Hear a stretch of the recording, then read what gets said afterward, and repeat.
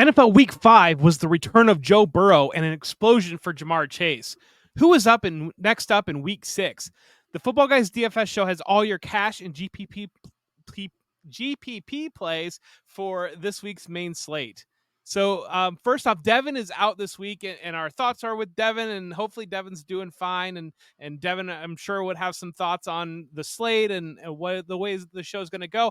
But Dan Hendry is here tonight, and Dan is one of the smartest people at Football Guys, does so much great work in all the different areas. And so we're thrilled that he's able to join us tonight. And Dan, welcome in. You want to tell anybody what you're working on mainly, or kind of where to find you outside of Football Guys? Yeah, so I guess let me just go through what I do for Football Guys with the DFS. On Wednesday, I write a DFS first look article, which kind of goes through both at a team level, goes through who are the biggest favorites, who are the highest team totals, kind of compares some of their how they project this week to how they've done all season, and then goes through a lot of usage stats and then kind of the top values early in the week. On Friday, I write a underdog pick'em article. So if you're into props, I do that. And then Saturday morning, I write our FanDuel tournament article for GPPs. Yeah, so very, very qualified to be on the show, and we're thrilled. Phil, how you doing? I know Phil was all over the Jamar Chase last week, so I think Phil probably had a good week. I did. I'm coming off of a great week. I'm excited to get back at it, and I'm super excited to have Dan here. He is low key like one of the sharpest guys on Football Guys, which is saying a lot. And he's someone that I'm always looking to tail. So I'm pretty sure he's going to dish the goods tonight, and we'll try to get you guys going on the right foot again this week. Perfect. All right, we're going to start off. We do games of the week that we're really targeting. Dan, you want to lead us off? What games are you looking at this week? Yeah, so there's two games that stand out to me. The first one is Bears Vikings. So one of the things that kind of stood out this week, there's not a single underdog has a team total in the top half of the slate, which is the first time that's happened all season. So the Seahawks and the Bears are the only underdogs with team totals over 21 points. So I think the Bears are super interesting for a few reasons. I think first, Justin Fields has just been so hot. So, and we saw last year where he was able to keep that up for a while. And then I think it also projects as a game where we could see a lot of passing. Like the Vikings have only given up the seventh least points to opposing running backs. So I think, and also the Bears are going to be without their top two running backs, both Roshan Johnson and Khalil Herbert are out. So it's one of those games where I think they're going to put it all on Fields. So I think, Field stacks with Jordan Addison run back or KJ Osborne make a lot of sense. The other game that I'm interested in is Bengals Seahawks. Like you guys mentioned, the Bengals finally got back on track last week, and Burrow's been really confident in his comments this week. They're going to have T. Higgins back, and the Seahawks are an offense that if the Bengals, do look like the 2022 Bengals, the Seahawks are good enough to keep up with them. So I think you can go right back to those Burrow Chase stacks, and there's plenty of good Seahawks options to bring back. Phil, you got any other games or teams you're looking at? Yeah, so Dan did take my top two, but I also am looking at Indianapolis at Jacksonville. I think there's affordable pieces in both passing games there, and I'm looking for Gardner Minshew to maybe unlock those wide receivers a little bit more to some extent. And we got Travis Etienne coming off a breakout performance, so I think there's pieces in that game. The Miami side of Carolina, Miami obviously looks good. Um, Bryce Young stacks played pretty well in a similar game script last week, so I'm not opposed to the other side either, but definitely the Miami players. And then Arizona at the Rams. It's a high total, maybe tied for the highest on the slate. We've got Cooper Kupp back. Stafford is cheap. And then I will give you guys my upset over of the week, which is now on a killer one-game winning streak finally. And that was Detroit at Tampa Bay. I think it's going to go over 45.5. And I guess we'll kind of get to the pieces that I like in that one as we go. Yeah, and as always, you guys did a fantastic job of clearing out all the games that I'm looking at as well. So I don't really have anything to add to that conversation, but we can move into our cash game plays. We'll start out with quarterbacks. Phil, you want to lead us off with your cash play quarterbacks? Yep. So Josh Fields, right? If I could get there, and I think I can, because there's plenty of value that either has opened up or seems to be about to open up on the slate. Dan kind of made the case already for that game and for the Bears putting it all on Fields. He runs, which is something that the other lower price quarterbacks that are interesting for cash don't have. And he's gotten to at least 40 yards on the ground in 3 out of the last 5. That's an extra touchdown per game. He has feasted on soft matchups lately, but he's got another one coming up. The Vikings are bottom 10 in terms of fantasy points allowed to opposing quarterbacks. So I'm pretty set there. I couldn't get up to him, but now that Miles Sanders isn't practicing and both of the Bears running backs are out and there's some lower price wide receivers, I think it's totally possible to play Josh Fields without too much of an issue. Dan, anybody else you're looking at for cash games? Yeah, there's 3 quarterbacks on my list that are a little bit cheaper, and they're on teams that are supposed to score a lot of points. The first is Burrow, who we already talked about. Bengals have the 3rd highest team total on the slate. Burrow looked good. He sounds like he's moving around a lot better at practice. He had that 27-point game last week. He's priced down at 6,300. The second's Matt Stafford. The Rams are the 2nd highest team total on the slate, and he's had at least 13 points every game. He's gotten the 300-point bonus twice here in the last 3 weeks. He's down at 6,100, and then the last guy on my list is Trevor Lawrence at 6,500. Again, a nice matchup against the Colts, and he just put 315 yards on the Bills. So those are the 3 guys. If you're looking to save a little bit money in that mid tier, they're all priced between 6,100 and 6,500. Yeah, those are great call outs. Those are the primary options that I was looking at as well. So you cleared out my board a little bit. One other little bit lower one, Sam Howell maybe at 5,500 might be a consideration for that Washington side. I know that's a little bit of a lower point total, but we saw him go for, was it like 380 last week? And I know that was a weird game script, but I think that you attack Atlanta through the air. So that might be one to keep an eye on as well. But we're going to roll into running backs now. And Dan, what are you targeting for cash running backs? So the top of my list right now is Raheem Mostert, but I do think we're kind of going to want to wait for some a little bit more clarity on what's going on with Jeff Wilson and some of those guys. But now that Devin A-Chain's out, Mostert's still only priced at 6,400. He scored 8 touchdowns in 5 games. The Panthers are giving up 31.1 DraftKings points per game to opposing running backs, which is second most behind only the Broncos. Miami's got that huge 31-point team total. So I think Mostert makes a ton of sense. I like Alvin Kamara in his 2 games back. He's had 25 opportunities in each game, 14 targets in his first game back. Last week, they jumped out to a big lead, so he wasn't as involved in the pass game, but he still did have 22 carries. So I really like him as a high floor guy. And then the last guy on my list is Josh Jacobs. The Raiders' offense has been pretty bad this year, but their 22.3 team total is 40% higher than they've averaged in points this season, which is kind of an interesting stat that I look at every week in the DFS first look. It's a good indicator of a team that might, some guys who might outperform what they've done to date this season. And Jacobs' usage has been crazy lately. He's had 18 and a half carries and 8 targets per game over the last 2. So those are the 3 at the top of my list. Phil, you want to add anybody? Yeah, it's going to be a really fun week because there's a lot of different ways that you could go here. I'm in total agreement with the names that Dan listed.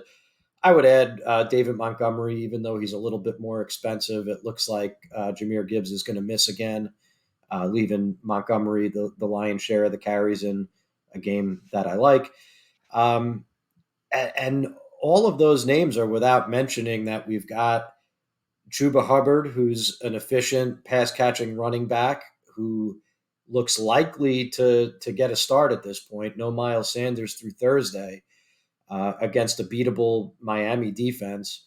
And the fact that he does catch passes has me less hesitant about him getting scripted out of the game. Um, I'm pretty sure he'll be in my cash lineup if Sanders is ruled out. And then the question is, Dan mentioned Roshan Johnson and Khalil Herbert are out. Do you roll out lineups with two of those low price backs? I don't know that you can because of the strength of some of the other names that were mentioned. Mostert, who's not expensive, Kamara, who's relatively underpriced for his workload. I don't mind Joe Mixon. So there's like a lot of different ways that you could construct cash lineups and a lot of running backs that are in pretty good spots.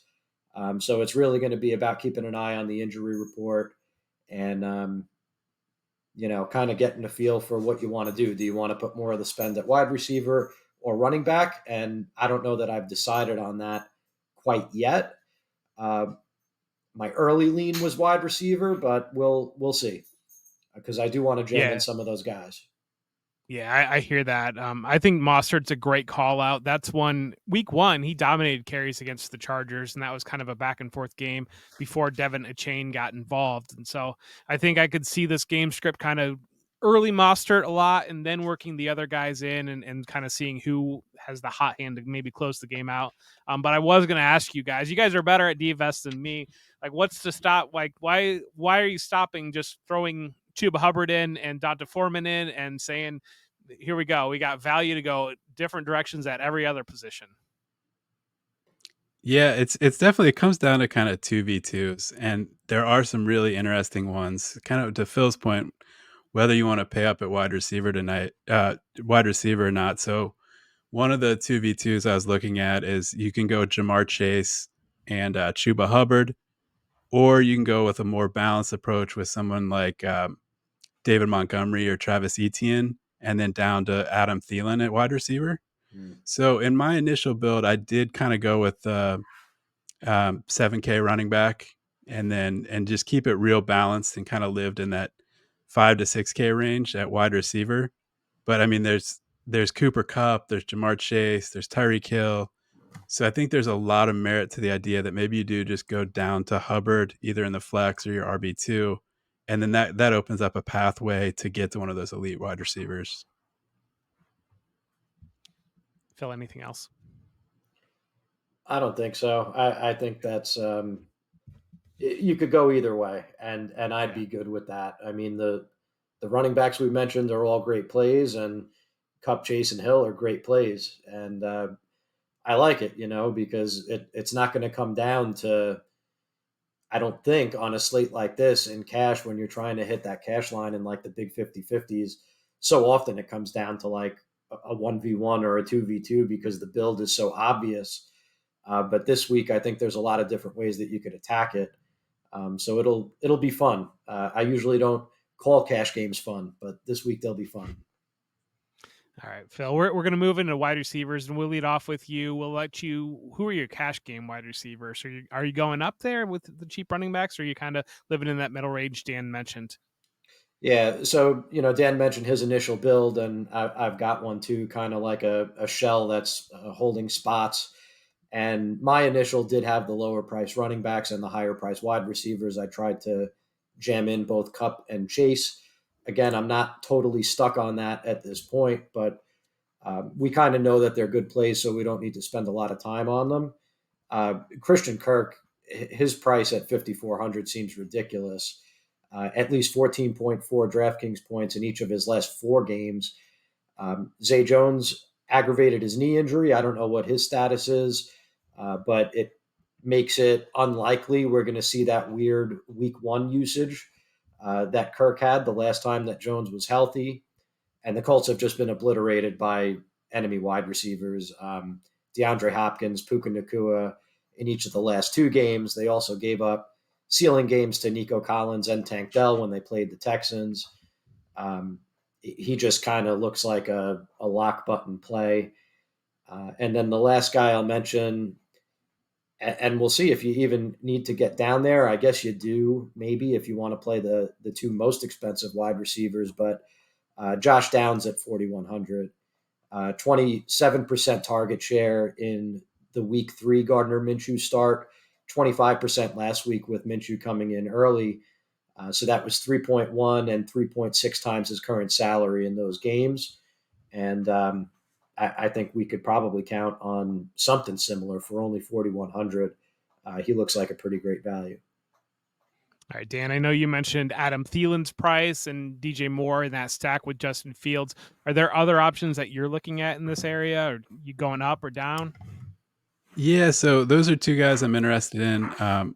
Two others, one of the keys of this slate, I think, is going to be trying to figure out the impact of some of these big injuries on usage.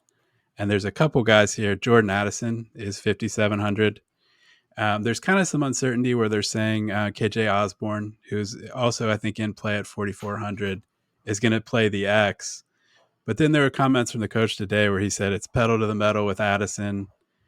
And, I just think he's already been super efficient. He's scoring touchdowns. Jefferson, there's just so many open targets in that offense that I think Addison has a really high ceiling and I think a pretty solid floor. The other, I'm interested in the Houston pass game a little bit with Tank Dell out. Both Nico Collins at 5,600 and Robert Woods at 3,800 are priced pretty fairly. Now Collins is a little bit more of a GPP play. Maybe he's had 2 30-point games and then a couple games with 7 points or less over his last 4. But with Dell out, that does open up some targets for those guys. And CJ Stroud's been so good that I don't mind playing Texans, even against a pretty good Saints defense. Yeah, I think that we kind of peppered that. I don't know that there's anywhere else to add. Maybe if you feel risky with Puka Nakua, if you want to go back there again with Cooper Kupp, but that's probably not a cash game play. Let's dive into tight ends now. Dan, what are you going with where are you going with tight ends? Well, going back to kind of that Houston Saints game, I like Dalton Schultz this week. He's priced at 3,600. He had 765-1 last week on 10 targets. I think, I hate it's probably going to be a disaster, but you always have to think about Kyle Pitts after the game he had. He had 11 targets last week, 87 yards. He's been getting a ton of air yards. He has 31% of the team's air yards, which is just crazy for a tight end. They just seem so inefficient on those deep passes that, I think it's going to be Kyle Pitts chalk week. And that just sounds like so dangerous after what we've seen from Pitts. Those are the two guys at the top of my list. And then depending on your build, if you have a little bit more money, Dallas Goedert at 4,800. He's coming off that huge game, 8-117-1 last week. And he's had 7+ targets, 3 of the last 4. And he's just a good player, which, I trust him a little bit more than these guys. So if you can find the extra 1,200 to get up from Schultz to Goddard, I think he makes a lot of sense. Anybody else, Phil? Yeah, so there's no Kelsey, no Andrews, no Waller, and now Sam Laporta is in question. So my note here says play whoever you want at tight end, and it's probably not going to make a whole ton of difference. Like, I don't think it's going to be the one position that makes or breaks your lineup.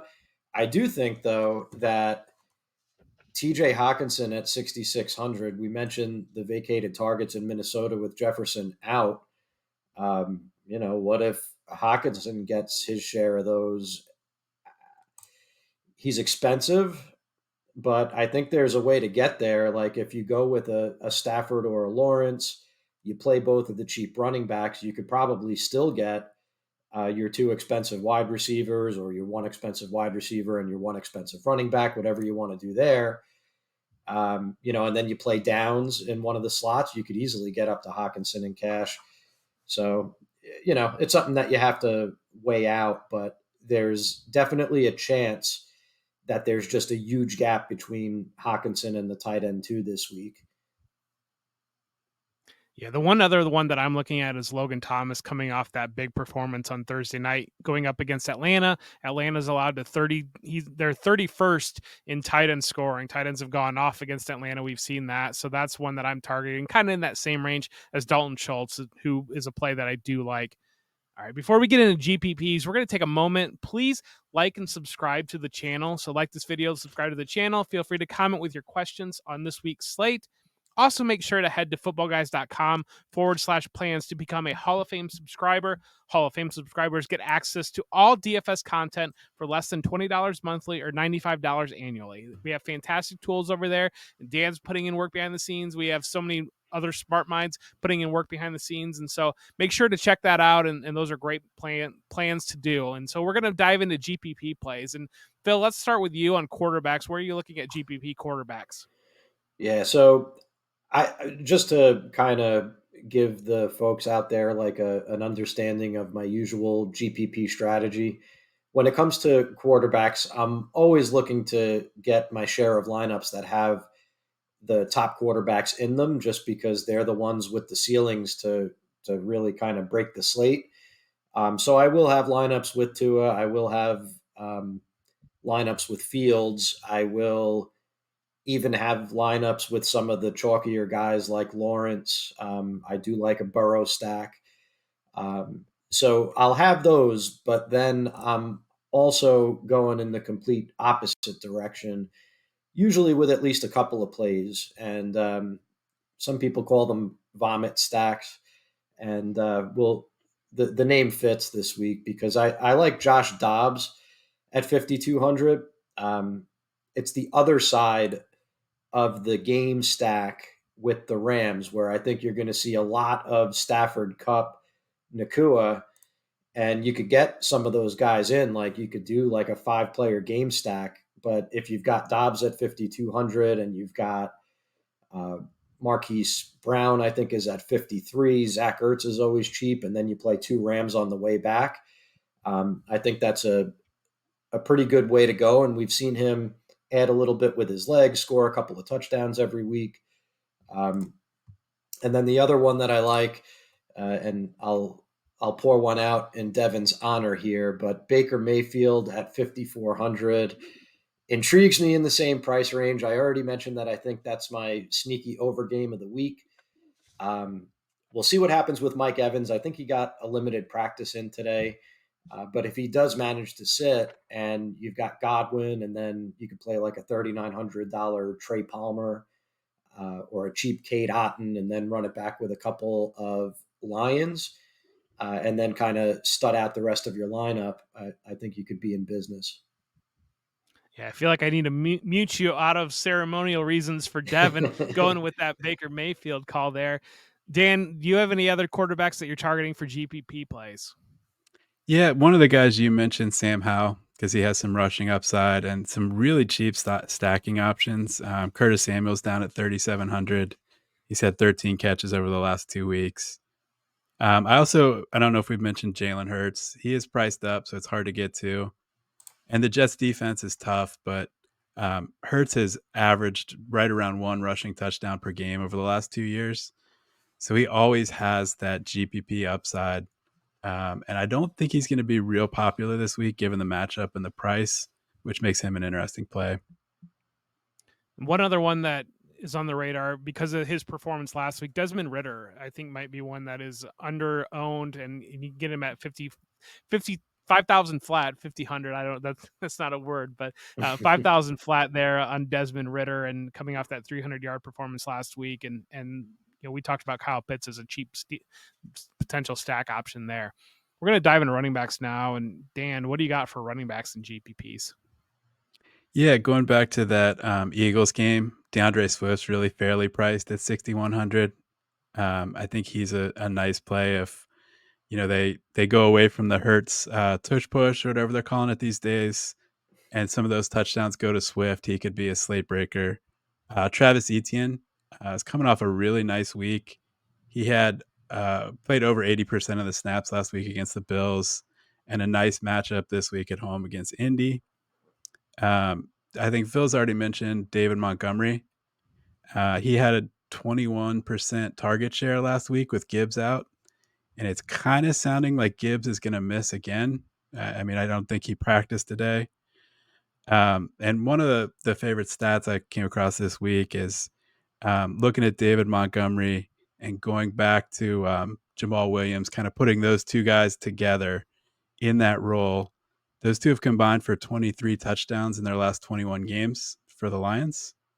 Um, so we saw we saw Williams average a touchdown a game in that role last year, and Montgomery already has 6 in 4 weeks. And the interesting thing about them too is they're running the ball almost constantly when they get down around the goal line. Montgomery already has 14 carries inside the 10-yard line in 4 games. So just in terms of a guy who has the best chance of scoring 2 or 3 touchdowns, Montgomery's that guy this week. Yeah, Phil, what are you thinking there?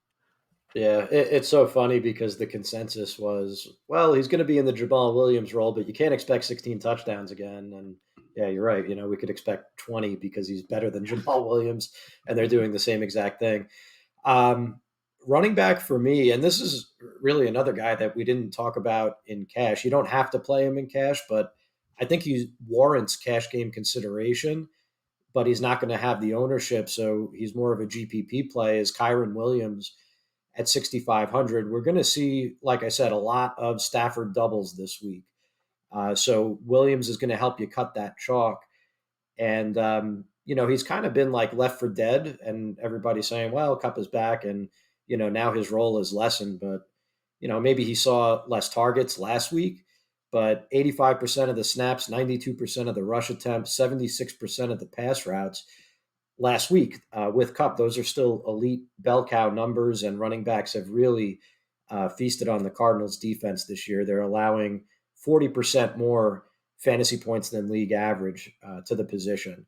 So Kyron Williams, without the game stack, I think makes some sense. Um, Bijan Robinson, just because I like going back to last week's busted chalk, because you're likely to get a break in the roster percentage there.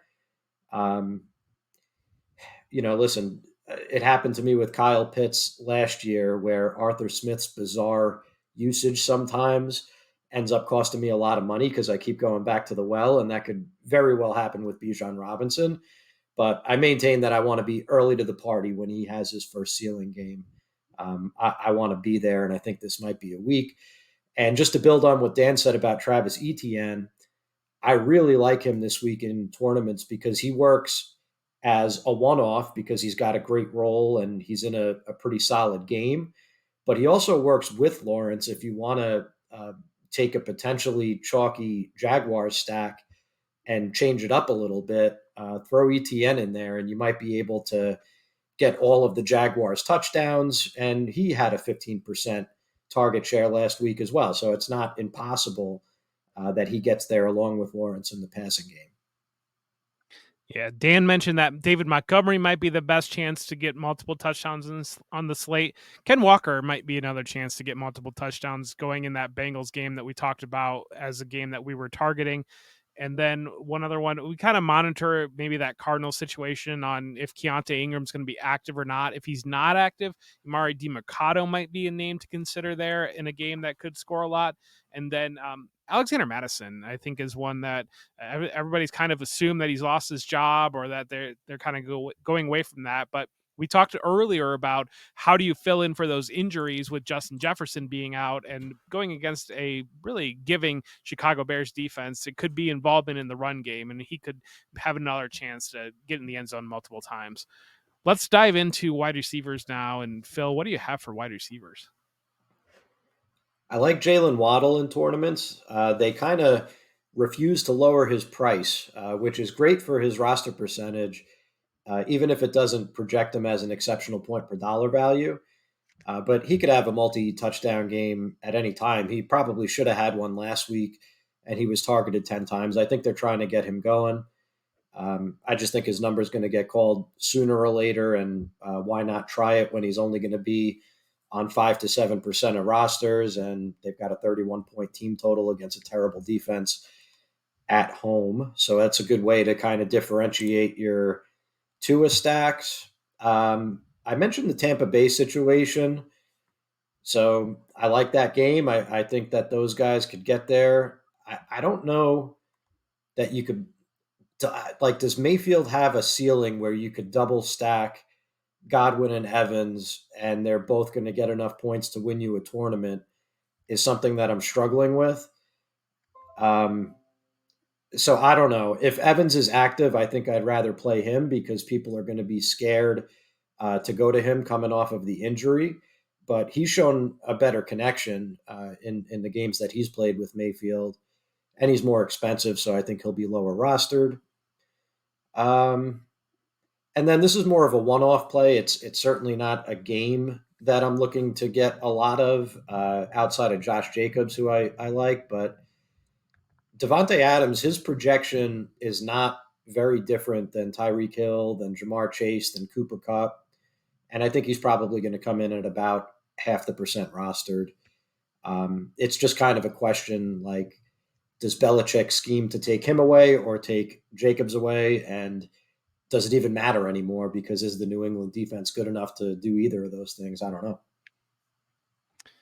Yeah, and if we can take away anything from last week, they're going to allow Jacoby Myers to have the best seat in the house during his revenge game, the way that Devontae Adams did on Monday night. So that it could be Devontae Adams week. Dan, what do you have at wide receivers? Yeah, so I'm looking at, there's some wide receiver ones that are going to be kind of chalky, and no one's going to go to the wide receiver two. One of those guys might be T. Higgins. It sounds like he's practicing fully this week. After seeing what Chase did last week, I think he's going to be incredibly popular. But you wonder if, maybe Seattle just decides we are going to try to take Chase out of this game. And if somebody else has to beat us, so be it. We're not going to let Chase go nuts. And I think Higgins is going to come in super low owned because he still has that questionable tag. And I think everybody will be on Chase. Another guy's Devontae Smith. He just had a single catch last week. Um, but if AJ Brown sees a lot of Sauce Gardner, it could be a Devontae Smith week. I think there's just in general in tournaments going with really talented wide receivers who've shown they have a ceiling in the past that aren't going to be popular is usually just a good strategy. And I think Devontae is going to be fairly unpopular. A guy as a one-off who I think is interesting is Drake London. He's still priced down at 4,800. Um, and I think most people are going to go to Pitts over London. But he had 9 targets last week, and he's just another one of those guys who I think is a super talented player. And I like the price point there. I think lower punts that I'm looking at, maybe DJ Chark was pretty involved last week, scored a touchdown last week, kind of coming back against that Dolphins offense that is sure to do quite a bit of damage against the Panthers, would be one that I'd be looking at. That's about all I've got, but let's dive into tight ends now. Dan, what do you have for tight ends? Yeah, we talked a little bit about the Jaguars with Christian Kirk. Evan Ingram, I think, is pretty interesting. He's had 8 targets in 4 straight games. He just hasn't found the end zone, which is why he's still priced way down at 4,500. So I think you can stack Trevor Lawrence with one of his top 2 wide receivers and Ingram. I think is a nice build this week. We mentioned Goddard again. I think Hurts is pretty interesting this week. I like the Hurts Goddard stack as well. I mean, certainly went off last week and paid off. So, Yeah. Phil, what do you have? Checking my notes here, and it still says, "Who cares? Pick one." So, yeah. I mean, I don't usually say this because tight end is one of the easier positions to differentiate your lineups in GPPs because it is so high variance. But maybe just play TJ Hawkinson still. Yeah. Um, Again, I just kind of look at this list of players, and I just think that the potential is there for the gap. It might be like a Kelsey esque gap between the top tight end, Hawkinson, and some of these other guys. You'll probably have to get a little different elsewhere, but I mean this is in bad shape. I don't mind Ingram. I think I mentioned Kate Otten. If you want to get weird with me on that Tampa Detroit game, uh, Durham Smythe. If you're looking to get a 1 or 2% guy in your Miami Carolina stack, I mean it's slim pickings here for tight ends this week. Yeah, Cole Kmet's carrying an injury designation, but that's one that he kind of have seemed to step up as that second receiver in that Bears offense. The way Justin Fields is really humming right now, so that'd be the only other one to mention on that I would have. But now it is time for our favorite part of the show. We're going to dive into stacks, and so Phil, give me your favorite stack. Man, so is it my favorite one? It's definitely one of them. So Dobbs, Marquise Brown, and either Zach Ertz or one of Rondale Moore and sheesh, what's his name? Michael, help me out Wilson, here. Michael Wilson, Michael thank Wilson. you. Wilson. Yeah. Yeah. So a double stack with Arizona, and then bring it back with Kyron Williams, and assume that Arizona is going to be passing and trying to catch up, and Kyron's going to be scoring the touchdowns as LA tries to salt it away.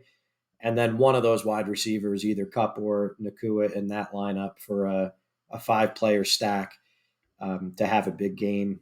And I think that's a unique way to go about stacking the game.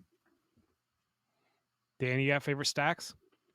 Yeah, these are a little bit chalky, and I mentioned them earlier, but I usually build one tournament lineup when I first see the prices on both FanDuel and DraftKings, and I just let it ride for the week, just kind of a initial impression lineup. And on FanDuel, my stack was Fields and DJ Moore.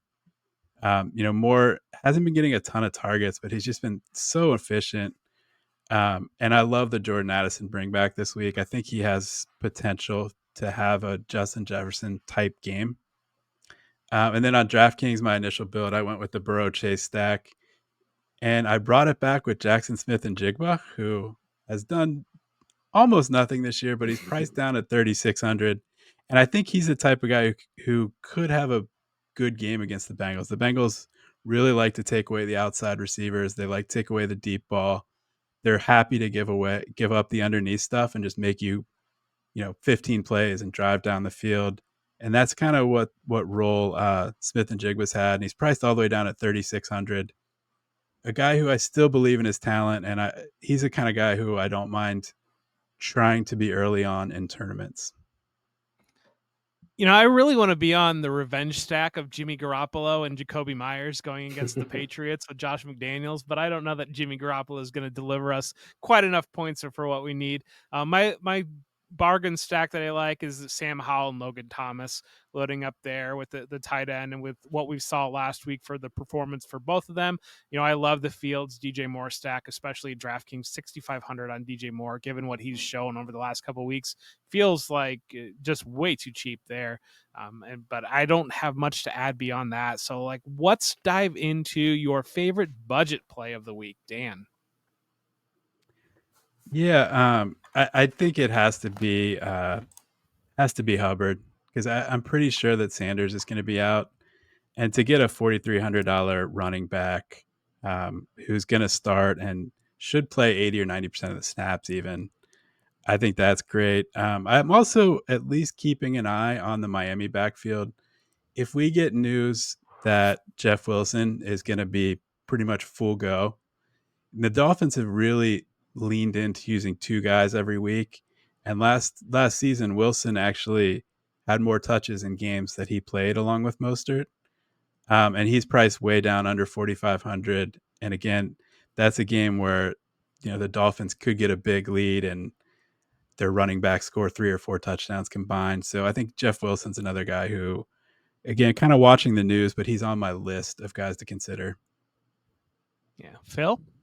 Yeah, that's a good call on Jeff Wilson, because I think the field is going to be hesitant to pull the trigger, even if we do get some news that he's going to be active. It's going to be hard for people to click him kind of sight unseen, especially when Mostert isn't expensive and everybody is kind of figuring that he's going to be the lead back. Good call there. Um, for these best values, I usually try to keep it pretty simple and just look for points per dollar, and it's either Christian Kirk or TJ Hawkinson for me. Let's go with Kirk. I think 5,400 for him is just like a silly price. I don't know why they won't raise it, It's such a good matchup. He pairs so well with Trevor Lawrence. I just think you got to play him. Until we see something different, the way that we've seen the last couple weeks, Adam Thielen at 5,900, I really like that quite a bit in that matchup, going chasing and garbage time against Miami. And the other one, Josh Downs at 4,100. I mean, he seems like he's very, very productive, but not really catching the rookie buzz that we always see so many rookies catch. But that's what we got for you tonight, everybody. And so make sure to like and subscribe the video. And Phil, do you have any parting wisdom, or Dan, do you want to lead us out? Yeah, sure. I'd say this week more than most, it's going to be one of those weeks where you want to watch late breaking news on these injury fill-in situations. We already mentioned Jeff Wilson. I think whether Jahmyr Gibbs and Sam Laporta play is going to be big for Detroit. Trying to figure out what's going on with the Arizona running backs will be big. So I think just trying to suss out how those injuries are going to impact usage for everyone else is going to be the biggest key to the slate. Yeah, don't underestimate that Laporta injury either. We haven't really talked about that one much, but that's a big part of their offense this season. I don't know that there's another tight end on that roster that could do what he does. So that means that we got to start looking at their wide receivers, and then guys like Reynolds and Raymond could become interesting again. I played a lot of Raymond last week to my detriment. But maybe that's another example of what I said before of kind of going back to those busted chalk plays from the previous week. So yeah, that's about it for me. All right. Thank you, everybody, and good luck this week. Good winning.